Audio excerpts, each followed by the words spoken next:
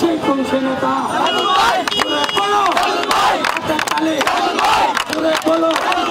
আওয়ামী সন্ত্রাসীসকলের গুপ্ত হামলা, সাদাবাজি ও নৈরাজ্যের প্রতিবাদে এবং স্বাধীনতা বিরোধী অপশক্তির তৎপরতার বিরুদ্ধে ৪৩ নং আমিন শিল্পাঞ্চল ওয়ার্ড নেতৃবৃন্দের উদ্যোগে বিক্ষোভ মিছিল অনুষ্ঠিত হয়ে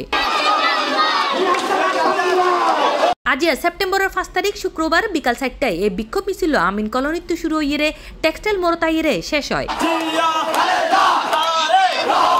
এই আয়োজনের সঞ্চালনাত আছিল পাঁচলেশ থানা যুবদলের সাবেক সদস্য মোহাম্মদ রানা এবং এই বিক্ষোভ মিছিল নেতৃত্ব প্রদান করে ৪৩ নং ওয়ার্ড যুবদলের সাবেক সদস্য মোহাম্মদ নাসির উদ্দিন।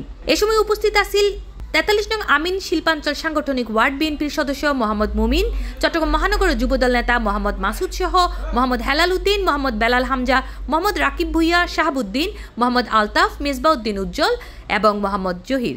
৭১-এর যে ঘাতকরা বিভিন্ন জায়গায় ষড়যন্ত্র করতেছে, আমরা এই প্রতিবাদে আর বিএনপিতে একটা সাধারণ মানুষের দল, আমরা এই জন্য আজকে দানের শেষে তারেক রহমান নির্দেশনায় দানের শেষের পক্ষে ভোট চাওয়ার জন্য নামছি। সন্ত্রাস যে দলেই হোক, সাইফুল ইসলাম সাইদের কোনো সন্ত্রাস দল নাই, সে সাধারণ জনগণের কাজ করে, সাধারণ জনগণের পাশে আছে। সে দুঃসময়ে তার একটি পা চলে গেছে আন্দোলনের কারণে। আওয়ামী লীগ আমলেও এই প্রতিটা কেন্দ্র সে পা ফাঁস করাইছে, এটাই তার অপরাধ। নাসিরাবাদ আমিন শিল্পাঞ্চল সব কেন্দ্র পাস করছে। আওয়ামী লীগের সন্ত্রাসী নৈরাজ্যের প্রতিবাদে আমরা সবসময় মাঠে আছি, ভবিষ্যতে থাকবো। এখনও জানেন স্বৈরাচার হাসিনা ভারতের মাটিতে বসে এখনও দেশকে অস্থির করার চেষ্টা করতেছে। তাই আমরা পুলিশ প্রশাসনে বলবো, এখনও পাড়ায় মহল্লায় যে যুবলীগ ছাত্রলীগ যারা গুপ্ত হামলার সাথে জড়িত আছে তাদেরকে অতি শীঘ্রই আইনের আওতায় আনার জন্য আমরা দাবি জানাচ্ছি।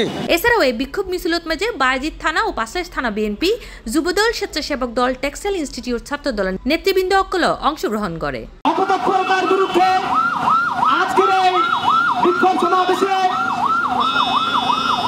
চট্টগ্রাম মহানগর ছাত্র দলের অবসরবাদিত ছাত্রনেতা, সাবেক সাধারণ সম্পাদক, পূর্ব নাসিরাবাদের মাটি ও মানুষের নেতা C+ TV চট্টগ্রাম।